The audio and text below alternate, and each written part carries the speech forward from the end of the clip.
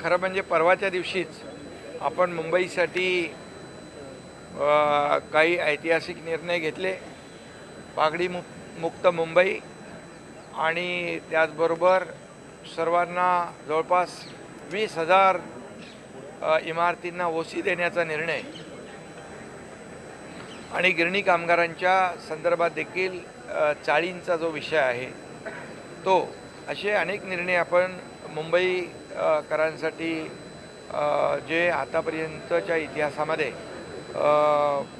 मुंबईकरांसाठी वरदान ठरतील आणि पुनर्विकासाचा देखील त्यांचा मार्ग मोकळा होईल. परंतु आज देखील सिडकोचा विषय तुम्ही घेतला आहे, त्यामुळे सिडकोची जी घरं आहेत त्याची EWS आणि LIGसाठी ज्या घरांच्या किमती होत्या त्या बाबतीमध्ये देखील अनेक लोकांच्या मागण्या होत्या आणि त्या बाबतीत देखील बैठका झाल्या होत्या आणि ती घरांची किमती देखील कमी करण्यासंदर्भात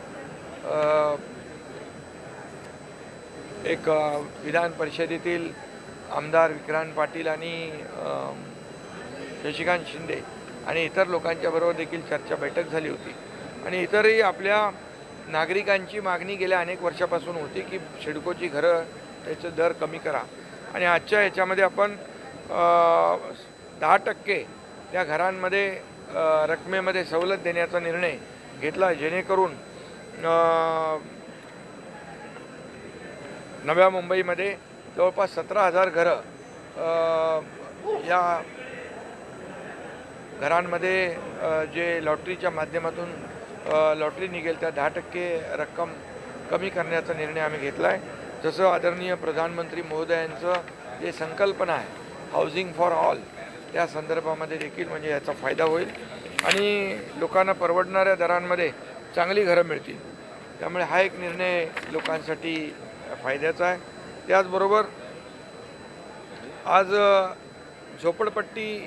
मुंबई झोपडपट्टी मुक्त करण्यासाठी देखील सरकारने मोठं पाऊल उचललेलं आहे. मुंबईमध्ये 50 एकरापेक्षा जास्तीच्या भूखंडावर क्लस्टर योजना राबवतो आपण. SRAमध्ये क्लस्टर योजना राबवत असताना ही क्लस्टर योजना म्हणजे काय, तर एक मोठी अशी सिटी विदिन डेव्हलप सिटी असं आपण म्हणावं लागेल. कारण मोठा एरिया आल्यामुळे मोठे रस्ते होणार, तिथे गार्डन होणार, तिथे मुलांना खेळायला बगीचा, ग्राउंड, पार्किंग, क्लब हाऊस, आरोग्याच्या सुविधा, शिक्षणाच्या सुविधा, या सगळ्या सुविधा त्यामध्ये मिळतील आणि लोकांचं जीवनमान जे आहे हे उंचावलं जाईल या क्लस्टरच्या माध्यमातून. आणि पहिल्या टप्प्यामध्ये आम्ही 17 प्रकल्पांची निवड केलेली आहे. त्यामध्ये काही नावं मी सांगतो. ओशिवरा आहे, गोवंडी आहे, चिता कॅम्प आहे, टागोर नगर आदी ठिकाणी ह्या योजना आम्ही राबवतो आहे. आणि सगळ्यात महत्त्वाचं म्हणजे रमाबाई आंबेडकर नगर घाटकोपर 17,000 घरांचं आपण क्लस्टर करतो आहे आणि त्याला SRA आणि MMRDA यांनी सुरुवात देखील केलेली आहे. आणि तिथं त्यांना असं वाटलं होतं की 20-25 वर्षापासून भाडंही मिळत नाही, घरंही मिळत नाही, डेव्हलपरही गेलाय सोडून. मग अशा ठिकाणी 137 कोटी रुपयाचं भाडं त्या ठिकाणी SRAने दिलं. मी स्वतः जाऊन चेक वाटप केलेलं आहे. आणि त्यामुळे रमाबाई आंबेडकर नगर हे क्लस्टर सुरू झालेलं आहे. ठाण्यामध्ये 5 क्लस्टर सुरू झालेले आहेत आणि त्यामुळे ही 17 क्लस्टर जी आहेत ही देखील युद्ध पातळीवर सुरू होतील. आणि यामध्ये आम्ही ज्या आपल्या शासकीय प्राधिकरणं आहेत जसं MMRDA आहे, सिडको आहे, म्हाडा आहे, त्याचबरोबर MSRDC आहे, MIDC आहे, BMC आहे, इत्यादी ज्या प्राधिकरणं आहेत त्यांना देखील त्याच्यामध्ये JVमध्ये घेतो आहे, जेणेकरून त्यांना फंड रेज करणं सोपं होईल आणि लोकांचा एक विश्वास देखील या आपल्या शासकीय प्राधिकरणं असल्यामुळे वाढेल. आणि म्हणून मोठ्या प्रमाणावर टप्प्याटप्प्याने आपण ह्या योजना राबवतो आहे. त्यामुळे खऱ्या अर्थाने बाळासाहेबांचं जे स्वप्न होतं 40 लाख लोकांना घरं देण्याचं, त्याचं एक पाऊल आपण टाकलेलं आहे असं म्हटलं तर वावगं ठरणार नाही. त्याचबरोबर SRA अभय योजनेला 31 डिसेंबर 2026 पर्यंत आपण मुदतवाढ दिलेली आहे. ती अभय योजना तिची मुदत संपली होती.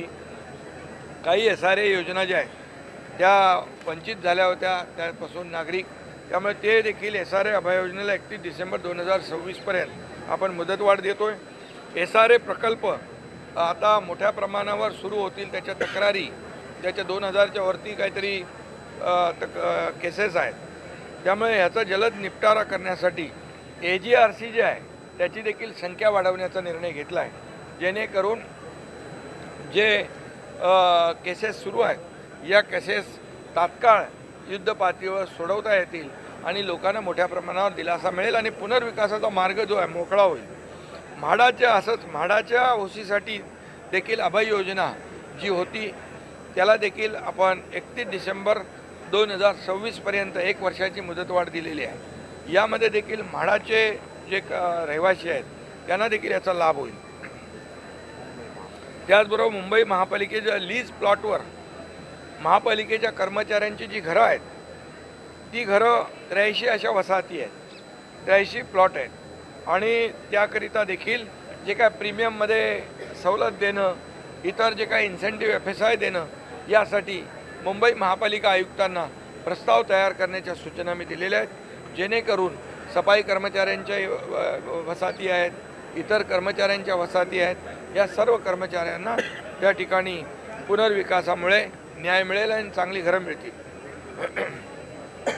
त्याचबरोबर फनेल झोनचा जो रखडलेला प्रश्न होता, आता मुख्यमंत्री महोदयांनी खालच्या सभागृहात देखील त्याच्यावर सुतोवाच केलं होतं म्हणून निवेदनामध्ये. रखडलेल्या इमारतींचा पुनर्विकास जे फनेल झोन आहे, फनेल झोनमध्ये जे हाईट रेस्ट्रिक्शन आहे त्या हाईट रेस्ट्रिक्शनमुळे त्यांना पूर्ण FSI वापरता येत नाही आणि तो FSI वापरता न आल्यामुळे पुनर्विकासाला खीळ बसलेली आहे. आणि म्हणून या ठिकाणी जसं पुन्हा एकदा मी सांगतो, प्रधानमंत्री महोदयांचं हाऊसिंग फॉर ऑल हे जे काही स्वप्न आहे, संकल्पना आहे, त्याला एक गती देण्यासाठी आम्ही इथं जे पुनर्विकासाच्या योग्य ज्या इमारती आहेत, धोकादायक आहेत, त्यांना वाढीव FSI देतो. EWSला 300 चौरस फूटपर्यंतचा FSI विनामूल्य प्रदान करण्यात येणार आहे. त्याचबरोबर LIGमध्ये 600 चौरस फूटपर्यंतच्या सदनिकांना पुनर्बांधणीसाठी विनाशुल्क व्हावी यासाठी देखील या योजनेमध्ये तरतूद केलेली आहे. या योजनेत खालीलप्रमाणे FSI ध्येय असणार आहे. जमीन मालक मूळ जमिनीच्या मालकी हक्का इतका बेसिक FSI त्यांना त्यांच्या मालकी हक्काच्या प्रमाणामध्ये ध्येय राहील. संरक्षित भाडेकरूंना त्याचं संरक्षित क्षेत्रा इतकं FSI किंवा 30 चौरस मीटर यापैकी जो अधिक असेल तो देण्याचा निर्णय झालेला आहे. अधिकृत रहिवाशांना त्यांच्या ताब्यातील क्षेत्रा इतका FSI किंवा 30 स्क्वेअर मीटर क्षेत्रफळ यापैकी जे अधिक असेल तो अनुज्ञेय राहील. आणि म्हणून EWS आणि LIG सदनिकाधारकांच्या पुनर्बांधणीसाठी आवश्यक इन्सेंटिव्ह FSI देखील त्या ठिकाणी दिला जाईल. आणि म्हणून या बाबतीत देखील नवीन योजनेमध्ये विनियोजन 33/7 33/9 या नियमांतर्गत इन्सेंटिव्ह प्रीमियम अनुषंगिक त्यांना फायदे जे आहेत ते देखील कायम राहतील. आणि त्यामुळे या ठिकाणी फनेलमध्ये जे लागू केलेले नियम आहेत तेच नियम डिफेन्ससाठी देखील डिफेन्सच्या जागेमध्ये असलेली ज्या काही इमारती आहेत, रहिवासी आहेत, त्यांना देखील या फनेल झोनच्या धोरणाचा फायदा होईल आणि त्यांचा देखील पुनर्विकासाचा मार्ग मोकळा होईल, जेणेकरून मुंबईमध्ये आता कुठल्याही इमारतींचा पुनर्विकास थांबणार नाही आणि पुनर्विकासाचे जे अडथळे होते ते आपण दूर केलेले आहेत. मुंबईकर जो मुंबई बाहेर फेकला गेलेला आहे त्याला पुन्हा मुंबई आणण्यासाठी आम्ही हे निर्णय घेतलेले आहेत. आणि मला वाटतं मुंबईकरांना मोठा दिलासा देणारे हे निर्णय, परवा घेतलेले निर्णय देखील आणि आज घेतलेले निर्णय देखील ऐतिहासिक आहेत. आतापर्यंतच्या इतिहासामध्ये गेल्या अनेक वर्षापासून ही जी मागणी होती मुंबईकरांची, पुनर्विकास रखडलेला आहे, इमारती पडतात, लोकांचा जीवितहानी होते आणि यासाठी या पुनर्विकास प्रकल्पांसाठी किंबहुना पुनर्विकासामध्ये असलेले अडथळे दूर करण्यासाठी सरकारने एक मोठं धोरणात्मक पाऊल उचललेलं आहे गृहनिर्माण विभाग आणि नगरविकास विभागाने.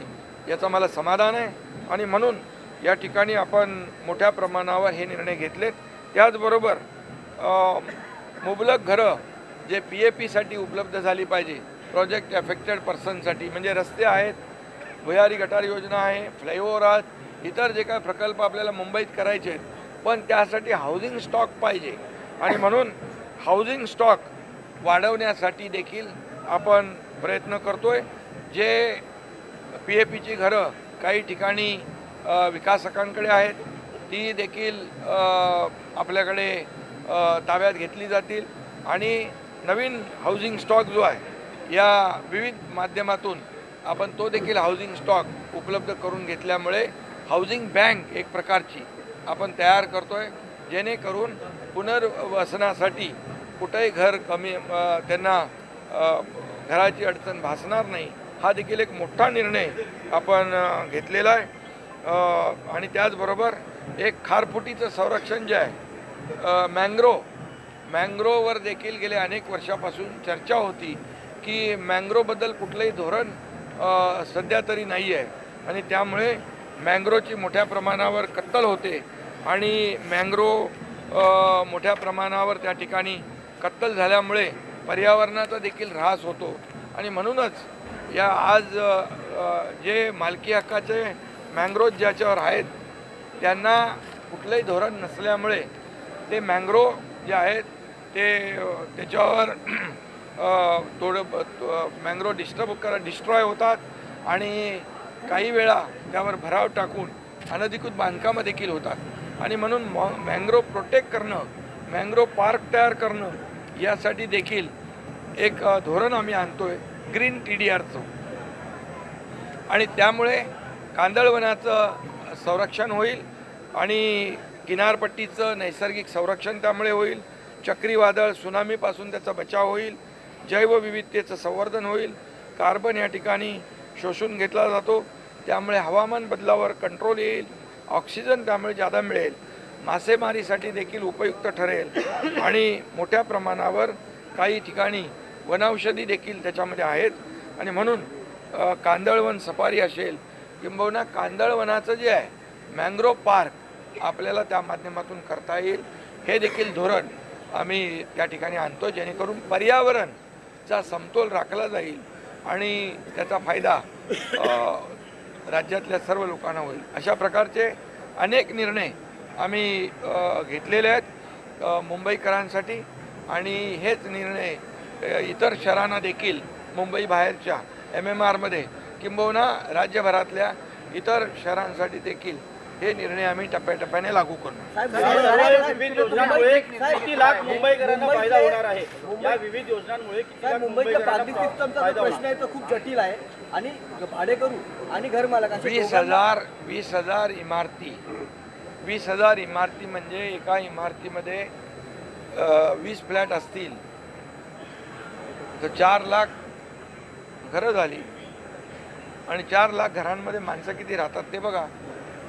आणि त्याचबरोबर या लोकांची ओशी अडकली होती, त्यांचा पुनर्विकासाचा मार्ग मोकळा होतो आणि जवळपास पागडी आणि मालक अशी 28,000 खटले दाखल आहेत आणि त्यामुळे 28,000 फ्लॅट धारक आहेत. इमारती म्हणजे 28,000 केसेस आहेत. त्याच्यामध्ये देखील 13,000 इमारती आहेत. 13,000 इमारतीचा देखील पागडी आणि मालकी हक्काचा जो निर्णय आम्ही घेतलेला आहे पागडी मुक्त मुंबई, याच्यामुळे लाखो लोकांना जवळपास 20 ते 25 लाख लोकांना याचा फायदा होईल. सर सिडकोच्या बाबतीत तुम्ही जी घोषणा केली ना, कॉर्पस फंड वाढवण्याचा 40,000 वरून तो 1 लाखापर्यंत कॉर्पस फंड आणि सोलार पॅनलचा सुद्धा तुम्ही बसवणार देखील त्याचा फायदा कसा असणार आहे? तो देखील कॉर्पस फंड SRA मध्ये वाढवल्यामुळे नागरिकांना एक प्रकारचा फायदा होईल आणि सोलरमुळे देखील जे काय बाकी कॉमन आपण वापरतो वीज ती फ्री होऊन जाईल यामुळे आणि मेंटेनन्स फ्री होईल, मेंटेनन्स निघेल. ह्या सगळ्या म्हणजे मेंटेनन्स फ्री त्या भागातल्या नागरिकांना मोठा दिलासा मिळेल. शिंदे साहेब, तुम्ही सिडको बद्दलची पहिली घोषणा केली, तो 17,000 घरांचा प्रश्न मिटतोय, मात्र जवळपास 65,000 घरं आता निर्माणाधीन आहेत. दुसरी गोष्ट, जी लँड कॉस्ट पकडली जाते सिडकोकडून, जी नो प्रॉफिटवरती काम करण्याची गरज आहे, ही कॉस्ट ऑलरेडी वेगवेगळ्या ठिकाणाहून सिडकोने वसूल केलेली असते, त्यामुळे या घरांच्या किमती खूप एक मिनिट, फक्त एकच आहे. मग अशी ते मी राहून गेलं. जे फनेल झोनमध्ये विमान एरिया आहेच, परंतु त्याचबरोबर या नवीन योजनेमुळे जुहू मिलिटरी परिसर आणि कांदिवली मालाड सीओडी परिसर या इथल्या लोकांना देखील मोठा दिलासा मिळेल. त्यांचेही रिडेव्हलपमेंटचे प्रकल्प थांबलेत, त्यांना न्याय मिळेल. हा शिंदे साहेब, हेच विचारतो की 17,000 घरांना जरी आता फायदा होत असला तरी 65,000 घरं जवळपास निर्माणीन आहेत. विक्रांत पाटील यांनी जो मुद्दा उपस्थित केला होता की लँड कॉस्ट सिडको पकडते, त्यामुळे या घरांच्या किमती फुटतात बिल्डरांपेक्षा. आता आम्ही 10% त्याच्यामध्ये कमी करण्याचा निर्णय घेतलेला आहे.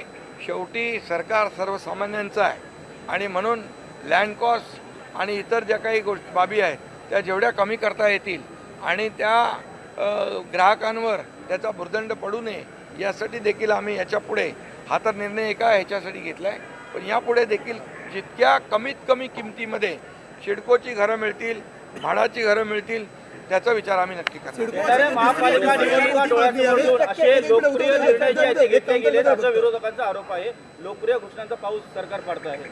हे घोषणांचा पाऊस नाही आहे, ही अंमलबजावणी आहे. ही गेल्या अनेक वर्ष ज्यांनी केलं नाही, आता ते जर असं मला काय म्हणाले, ते महापालिका निवडणुका हे राहणारे हे जे बिल्डिंगमध्ये राहणारे डेव्हलपर आहेत का? हे सर्वसामान्य लोक आहेत, हे गिरणी कामगार आहेत, सर्वसामान्य मुंबईकर आहेत. या लोकांच्यामुळेच मुंबईकर गेला नालासोपाऱ्याला, गेला वसईला, इकडे गेला बदलापूर, अंबरनाथ, वांगणीला, त्यांना आम्हाला पुन्हा मुंबईत आणायचं आहे आणि म्हणूनच आम्ही ही योजना केलेली आहे. जे बाळासाहेबांचं स्वप्न विसरले ते आम्ही बाळासाहेबांच्या स्वप्नाची पूर्तता करतोय आणि प्रधानमंत्री नरेंद्र मोदीजी यांचं सर्वांसाठी घरं हे जे धोरण आहे त्याची आम्ही अंमलबजावणी करतोय. ज्यांनी मुंबई विकली ते आमच्यावर काय आरोप करणार? गेले अनेक वर्ष मुंबईमध्ये दिल्या का सुविधा? आम्ही मुंबई टिकवतोय, मुंबई टिकवली आणि या सगळ्या लोकांना आम्ही पुन्हा मुंबईमध्ये आणण्याचा जो आमचा मानस आहे तो आमचा हेतू स्पष्ट आहे. निवडणुका डोळ्यासमोर ठेवून आम्ही कुठलाही निर्णय घेतलेला नाही, घेणार नाही, कारण शेवटी मुंबईकर सुज्ञ आहे. मी जेव्हा मुख्यमंत्री झालो तेव्हा देवेंद्रजींनी आम्ही या मुंबईसाठी जे निर्णय घेतले कॉन्क्रिटायझेशनचे, का घेतले नाही तुम्ही? का खड्ड्यातला प्रवास लोकांना दिला? का लोकांचे बळी घेतले? का त्याच्यामध्ये करप्शन केलं? हे आम्हाला सांगा. आणि त्यामुळे डांबराचे रस्ते आता बिलकुल नाहीत. पुढच्या मेमध्ये मुंबईतले बरेचसे रस्ते खड्डेमुक्त होतील. पुढच्या डिसेंबरपर्यंत आणखी खड्डेमुक्त होतील. मुंबई खड्डेमुक्त करण्याचं धोरण आम्ही घेतलेलं आहे. अरे तुम्ही सिवरेज ट्रीटमेंट प्लांट पण केलं नाही एवढं वर्ष. असं प्रदूषित पाणी समुद्रात सोडताय, समुद्र दूषित करताय. 7 ठिकाणी सिवरेज ट्रीटमेंट प्लांट मी मुख्यमंत्री असताना केले. त्याचबरोबर मेट्रोचे प्रकल्प बंद पाडले, कारशेड बंद पाडला, तो आम्ही सुरू केला. बाळासाहेब ठाकरे आपला दवाखाना केला. आरोग्य सुविधा आम्ही वाढवतोय. कोस्टलला गती दिली, अटल सेतू केला. काय तुम्ही सांगणार आम्हाला? हे सगळे प्रकल्प आम्ही निवडणुका डोळ्यासमोर ठेवून केलेला नाहीत. या मुंबईकरांचा हक्क आहे आणि मुंबईकरांचा हक्क देण्याचं काम आम्ही करतोय. मुंबईकरांचा अधिकार त्यांना मिळवून देण्याचं काम करतोय. आता फक्त वैयक्तिक अधिकार, वैयक्तिक स्वार्थ आणि वैयक्तिक फायदे ज्यांनी बघितले ते आमच्यावर काय आरोप करणार? कोविडमध्ये काय पाहिलं? कोविडमध्ये किती करप्शन झालं? कोविडमध्ये देखील काही सोडलं नाही. त्यांनी आमच्यावर आरोप करणं म्हणजे उलटा चोर कोतवाल को डाटे ऐसा हो गया है. सर, विरोधीच्या घरांच्या बाबतीत जर आपण विरोधी बघायला पक्ष गेलं नेते पद दिलं तर नाही तर महापालिकेत मग उपमुख्यमंत्री पद पण सोडा अशी मागणी उद्धव ठाकरे वारंवार असंवैधानिक पद आहे, उपमुख्यमंत्री पद अरे असंवैधानिक म्हणतात. अरायवल आणि डिपार्चर झालं का? अरे मी मुख्यमंत्री होतो तेव्हाही ते असंच म्हणायचे मुख्यमंत्रीपद घटनाबाह्य आहे. आता त्यांच्या सरकारमध्ये अजितदादा कोण होते? सातत्याने हिवाळी डोंबिवलीतला एक महत्त्वाचा प्रश्न आहे. वाढवावा असं म्हणतात. सामाजिक मात्र ते न्याय स्वतः विभागाचा निधी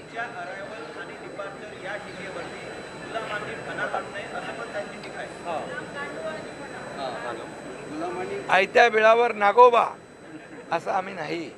आम्ही मेहनत करतो आणि संघर्ष करून आम्ही इथं आलेलो आहे. एक शाखा प्रमुख ते मुख्यमंत्री, एक शेतकऱ्याचा मुलगा ते मुख्यमंत्री, हे हजम झालं नाही, अजूनही होत नाही, अजूनही पोटदुखी आहे.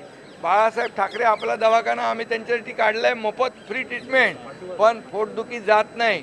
त्यांना तुम्हीच आता जमाल गोटा द्या.